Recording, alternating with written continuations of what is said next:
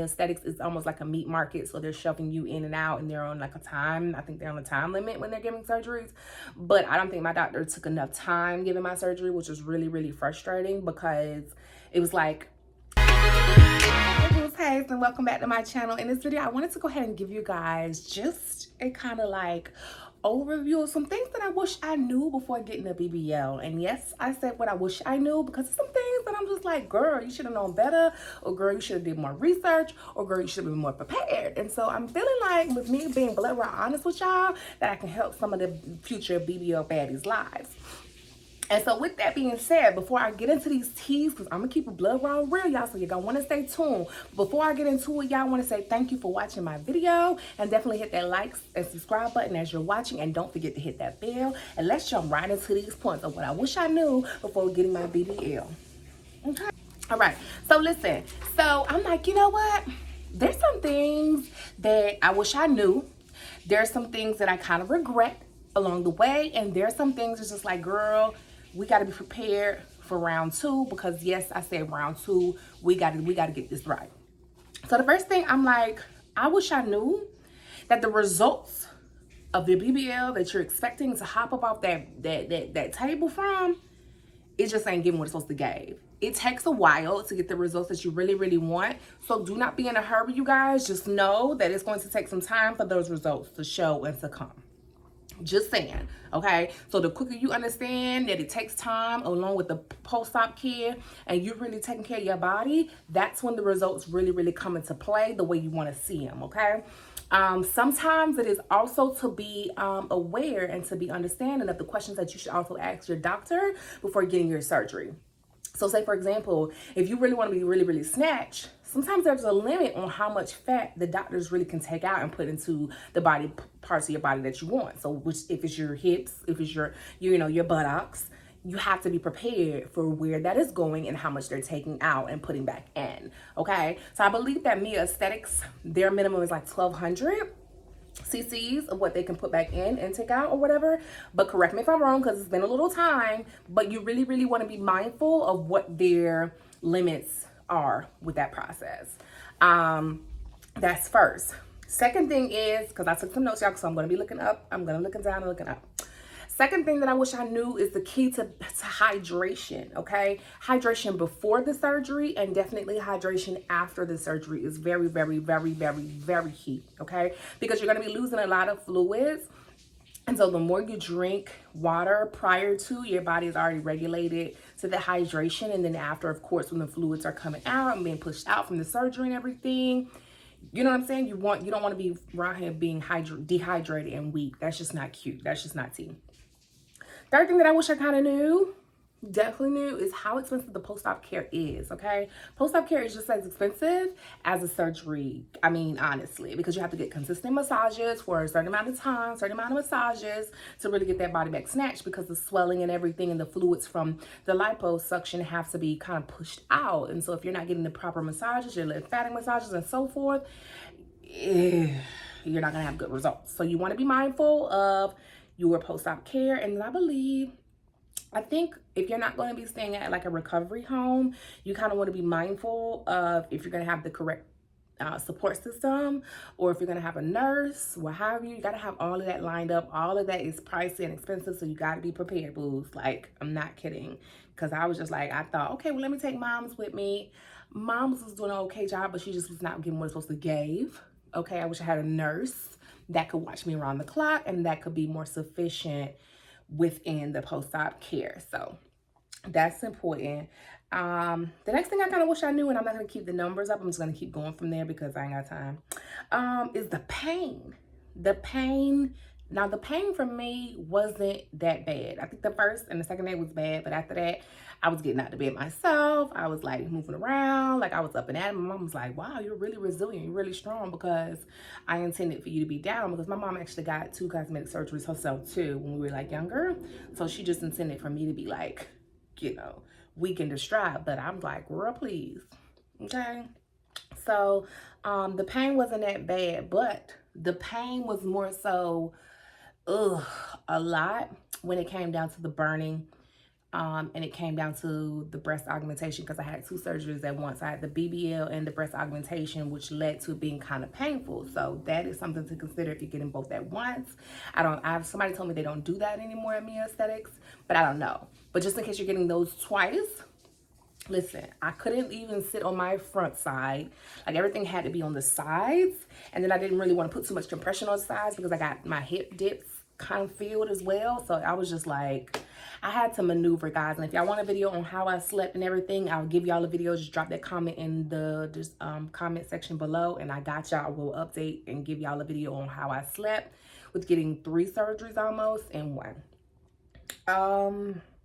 Pain without the fajas, like if you're not wearing the fajas, your pain level is going to shoot up because your body is just going to like swell back up really, really fast, and you're gonna feel it after you put your faja back on. So if you're taking out to wash it or take a shower, jump back in it really quickly. Like, you need to have more than 1 faja because your body is not, it ain't gonna be with it. You have to stay compressed. I think I compress more than 6 months.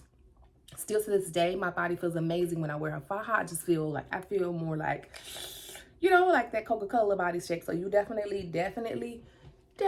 y'all want to make sure you're wearing your faja. And I think another thing to make sure is when you're getting your faja, make sure it's from a company that actually does great compression. Because if the compression isn't there, like say for example, you go to I think one of the mistakes I made for sure, y'all, was when I went and I was trying to get them for cheap, and I went to Amazon to get the faja, and it just was not giving what it was supposed to give because I'm not trying to be shady, but the fajas that Amazon give are just crap. They're not worth anything. Because the shape that my doctor did for me was not the shape of any of the fajas I bought. I think one of the fajas I bought, I ended up having to cut the booty circles out, and so I can actually wear it properly, but then it kind of affected my shape that the doctor had formed, because once you get your surgery, your body is kind of like jello or pudding, so it forms to the faja, and so you have to have the proper faja on. And with me trying to go the cheap way, it really affected me and it affected my pockets because I ended up not really using it like that. So please be mindful when you're getting your faja. Make sure you put coin aside for that. That's a part of your post-op care. You're going to need a really, really good stage 2 faja. But Mia Aesthetics definitely gives you a stage 1 faja, so you don't really have to worry about that. But the only thing that I didn't like about the one they gave me, it was like way bigger than the size that she measured me for. Initially, my pre-op, when I went in for my visit, she weighed me, measured me in for a large, and I got up and woke up, and as my mom was taking care of me, my freaking faja was like a 1X. Like, girl, who's wearing a faja this big? It's just not. This is not. So definitely be mindful of that. And kind of, I don't know if you can word it or let them know, because I tried to let them know, like, are you sure this is going to be the size I get? They're like, yeah, you got to get this size. And it just was not that size. So definitely be mindful of your size of your stage 1 faja, and then have a stage 2 faja already ready to go. Some people are suggesting you to get it from Miami, but that's just not what I recommend because their prices are extreme. I'd rather, you know, when I'm doing it for the round 2, I'm gonna order mine. It's a couple of I think it's Curvy Girl and another company that sells really, really, really good fajas. It's like Tree something. I can't pronounce it, but I know it when I see it. So I'll put that in the description section below, or leave me a comment if y'all want me to let you know in the comment section. I'll let you know if I forget to put in the description bar section for y'all. The next important thing that I feel like you guys should definitely be mindful of when you're going to get your BBL is it is so important to do your research on the doctor. And I feel like I did my research, but I didn't do deep enough research, which really frustrated me because, like, I'm thinking I'm finna, like, you know, get what my coins are paying for, and I didn't get what my coins are paying for. And I was very frustrated down to, you know, like, I feel like my surgery was rushed. I don't know, it's because I got 3 in 1. And, you know, like Mia Aesthetics is almost like a meat market. So they're shoving you in and out, and they're on like a time. I think they're on a time limit when they're giving surgeries. But I don't think my doctor took enough time giving my surgery, which was really, really frustrating because it was like So you didn't take enough out in certain areas, like you didn't make sure it was proportioned on certain sides. And it's not just the doctor I had, it's several of the doctors at Aesthetics that do that.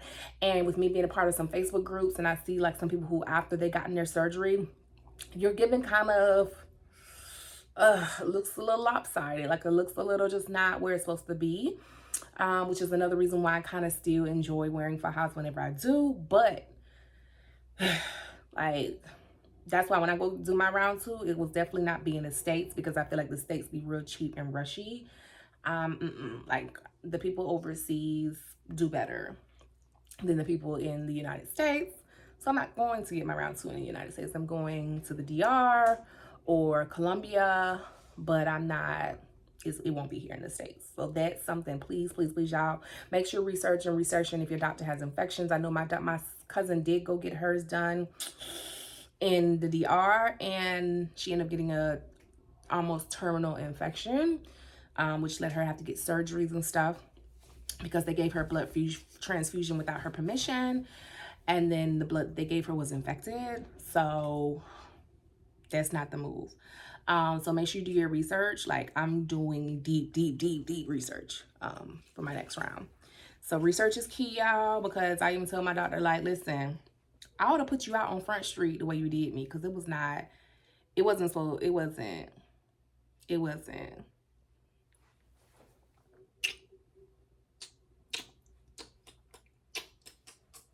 Okay.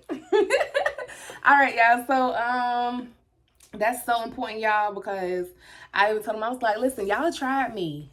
Because when you gave me my post-op care, when you kept checking on me, like, you know, you had to be in, they tell you, for me, aesthetics, they tell you got to be in Miami for like a week. You don't have to be there that long. That was one thing that frustrated me, because I was ready to go and see my children by the 3rd day. I was ready to get back home to my babies and get back home to my bed.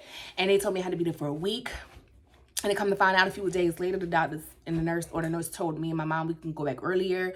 So we had to pay more money to like push our flights back up so we can go back home. It was just a big mess. So you really don't even have to stay in Miami that long. If you're going to Aesthetics, you don't have to stay that long, you know. So be mindful when you're doing your research. And even when they give y'all post-op care instructions, please ask some additional questions. Because one thing that had me messed up, they didn't give clear post-op care instructions, and I got really frustrated because it led me to even getting an infection, because I followed the care that they gave me, which was not enough detail, and had me in and out of the hospital. So please be mindful. Please be mindful. Ask questions, and again, questions. Like, be on top of it, boots. Please be on top of it, because they will try you. They will try you, okay? They will. They absolutely will, okay? The next thing that I wish I knew was how the swelling and the burning is, and the itching. Like, oh my gosh, girl, okay, girl. Now, this is a thing. One thing good about the swelling is you're like, oh, okay, the rear is looking real peachy. It's looking really nice. But then when that swelling goes down, honey, you see what your body really looking like, and it ain't what some of us really wish that we had. And some people call it the fluff fairy, but girl, there's no such thing as no doggone fluff fairy. Your rear gets smaller, okay? It gets smaller, okay? There's no fluffing in that. Absolutely no fluffing. I didn't experience any fluffing. If you experience some fluffing, leave it in the comment section below. Let me know. You might have. I'm just saying. There's no fluff fairy. So don't hope for no fluff fairy, because the only fluffing you're gonna really see is when you get off that table and you see how swollen your rear is. Now, that's it. But after that goes down, honey, please, ain't no fluff. But the burning was something, like when I would sit a certain way or lay a certain way, especially with your boards in, you're going to feel it, which the boards were like heaven sent. Even though it was aggy to wear all that stuff, it was heaven sent, because you didn't really feel all that burning. I didn't feel all that burning and stuff until after I took it off, and I had to be out of it for some time, and I had to put it back on, and that's when the burning and stuff, I really felt it. The swelling, I noticed I had a lot of swelling within my ankles, which is why the compression socks are very key, because at one point I started to have kinkles. I was like, ugh, girl, this is not the T. This is not the T you ought to be. Like, what is going on? No. So please make sure you're wearing your compression socks. I had like over the amount of compression socks I needed. And at this point, I'm saving everything. I'm saving everything from round 1, so I don't have to buy as much for round 2. I don't care. I'm saving them. So I still have my compression socks. Even though I don't wear them, I'm not paying another $9.99 or $12, whatever they were. Pulling them same ones out. So your compression socks are key. Keep them on. Even when I like, cause me, when I sleep, I don't like a whole bunch of stuff on my body. I like to feel that fan and the AC hit my skin. But when you're having a surgery, you have to stay compressed with your boards. You have to stay compressed with your compression socks. Some people say don't sleep with your boards. It's up to you. I slept with mine. It's up to you. Okay, it's up to you. Next thing I definitely wish I knew is the post-op care and how important it is to have everything set up prior to. Okay, have your masseuse set up prior to. Like I said, have your nurse set up prior to. Have it set up prior to. My mom did go out and get me a whole bunch of groceries for food. I didn't have no appetite for the surgery. After my surgery, I didn't want to eat anything. My mom tried to make me eat. All I wanted to do was drink liquids. I didn't want to eat. I didn't have no appetite. I had no appetite. But I do know one thing. When I had my masseuse come the first day for the next day after surgery for my lymphatic massage, girl, I almost passed out. And I told my mom, please send this lady home. I'm not gonna make it. I'm not here for the fainting. I'm just not built like that. I'm just not gonna be around here fainting. I don't want to experience it. I don't want to do it. I don't want to. So I had to have her come back the next day because I just was not, I felt my body back to pass out at the thought of it and the pain I was in. And even with the medicine they gave me for pain relief, it just wasn't enough. Like I had to still pop Tylenols and stuff. I think my mom had gotten me the PM Tylenol, so them things kept me sleeping, which was like easy breezy. I didn't have to really endure too much pain because I was always asleep. From what I hear from a few other influencers or the people who's doing went to me aesthetics, that they don't, certain doctors don't prescribe pain meds anymore. So I don't know about that, but those pain meds were a lifesaver. But then we're all gone. I was like, oh man, what am I doing now? But I was a G. I did pretty good. Pat myself on the back, toot my horn. I did pretty good. I'm so proud of myself. The next thing that I wish I knew before getting the surgery was, you're very emotional. It's like a really up, downhill process emotionally. Like one minute, like, okay, I'm loving it, and then the next minute it's like, I'm not. I don't know what the doctor did. I don't see any difference. Did they take anything out? Did they put anything in? It's just not given. It's just not.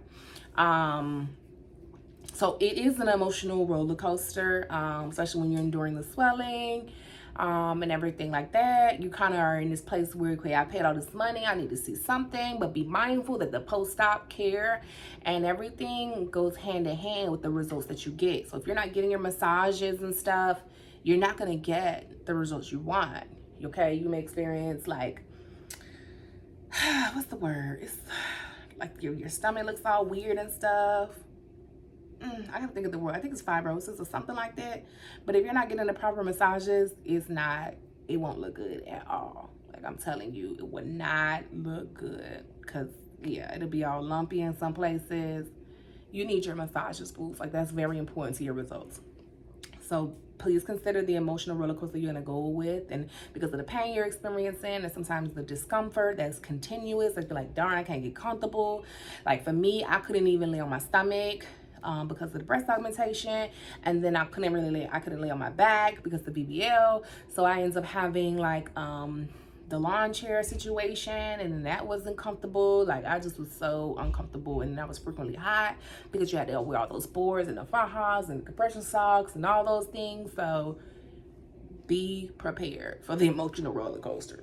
Just saying. Another thing is being mindful of is what you eat after the surgery. That's very, very important, to be mindful of what you eat.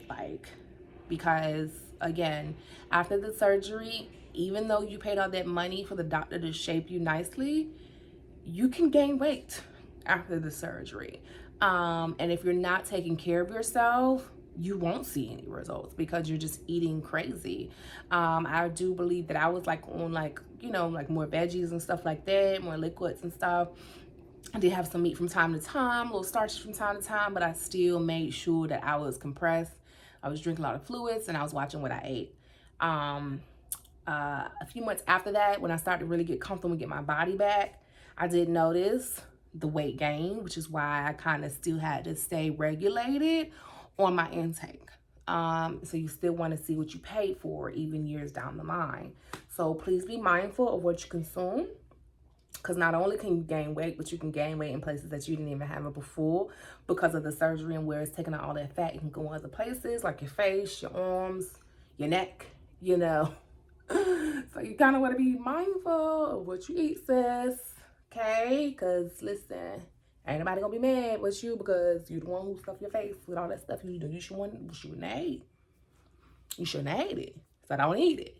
Even though you're hungry, get you a celery stick with a little ranch on it or something. But don't eat that. Don't eat that. Don't eat that. Don't say Dream tell you. Don't eat that. Okay? Don't eat that. All right, so I think I like really cover everything.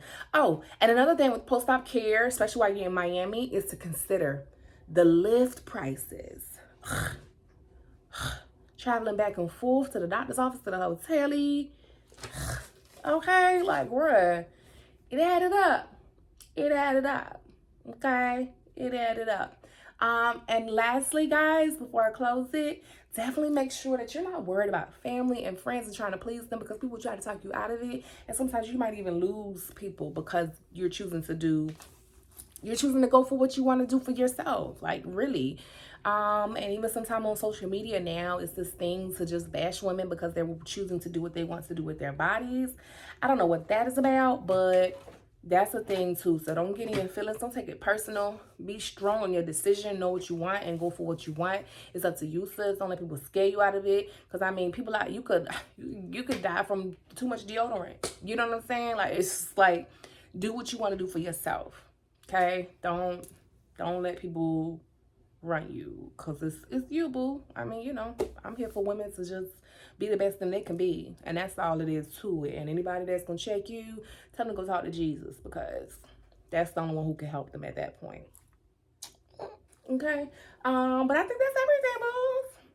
That's absolutely everything that I want to share with y'all. So yeah, like my video, go ahead and give it a thumbs up. If y'all have any more questions or any more topics y'all want me to address within the BBL category, I got you. I will tap you in and plug you in. If y'all want a real raw story of how my doctor tried me, drop that in the comment section below. I think the more comments I see about requesting that, I go ahead and give y'all the raw truth, because I don't mind being honest about it. I feel like I would help somebody else being truthful. So other than that, that's it, boos. I love y'all. Thank y'all for watching my video. Also, don't forget to hit that notification bell so you don't miss any more videos. And love y'all, boos. I can't wait to see y'all on the snatch side. Bye, boos. Bye.